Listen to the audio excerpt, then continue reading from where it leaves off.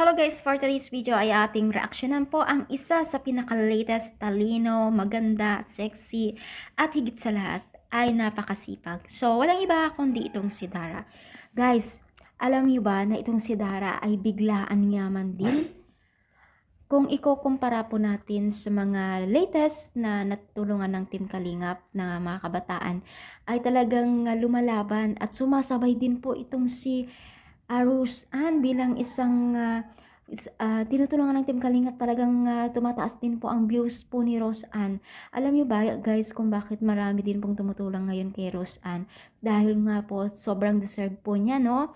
At may pangarap at may paninindigan sa buhay na talagang meron siyang mindset na kailangan magsipag para maitaguyod po sila or makaahon po sila sa hirap sa buhay, no?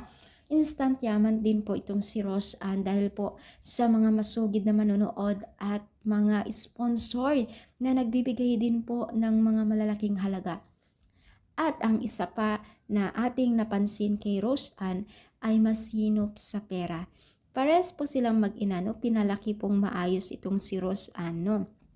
Sa mga hindi pa nakakilala kay Rose Ann ay iniwan na po o hiwalay po ang dalawang mag-asawa o dalawang magulang niya at nag-iisa po siyang anak ngayon po, no? At talagang tinaguyod po ng kanyang nanay para maipalaki pong maayos at matalinong bata at magalang po, no? So, alam niyo, ang daming nagre-request na sabi kay Kalinga Prab ay sana daw ay mapagtapos po itong si Erica, si Rose Ann po sa kanyang pag-aaral, no? Dahil nakitaan po nila ng napakatalino at talinong bata, no? Itong kabataan na ito ay isa lamang po siya sa talagang hindi po nagpapaiwan sa trending ngayon itong si Rose Ann.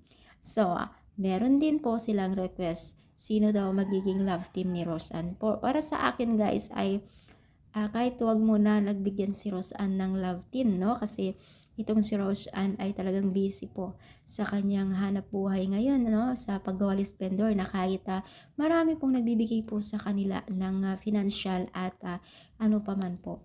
So, sana ay maging tuloy-tuloy po ang tulong po na ibinibigay natin kila Rose Ann, no? Kayo pa ay sang-ayon din po sa pagtulong na talagang instant yaman din po ang dalawang mag-ina na ito.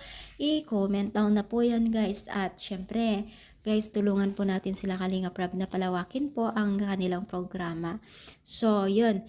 I-comment down na natin ang ating reaction or komento. So, yun lamang guys. Thank you so much for always supporting my YouTube channel. Thank you, and God bless po guys, no?